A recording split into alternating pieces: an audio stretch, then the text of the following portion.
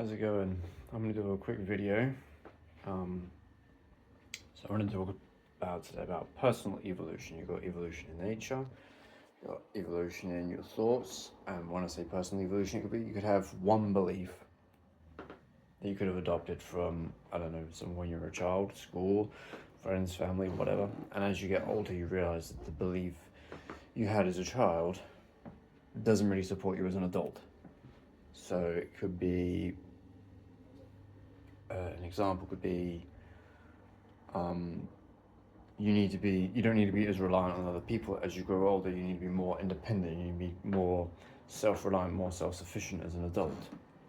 You know, you need to figure out ways of generating income, having money coming in. You know, you need to take care of yourself physically, have a good, nutritious food intake.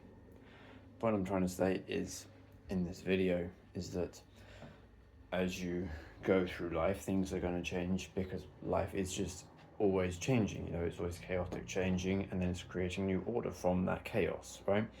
Well, that's what I believe your job is to do as a person, as an individual. That's what I always seem to do. You get something chaotic, which means out of order. It's got no order, there's no structure to it. It comes in, you then create order out of whatever it is. You figure out, you know, how to create order out of said chaos that comes in. And it could be, you could have a belief that you had from your childhood, as I've already said, that you were too reliant on other people, and then as you've, you know, grown up, or as you've become more mature, you need to be more self-sufficient. So what I'm trying to say is that as you go, you're going to have, or as you go through life, your beliefs are going to change, how your perspective, your perception on reality is going to change. So that was what I wanted to say today. And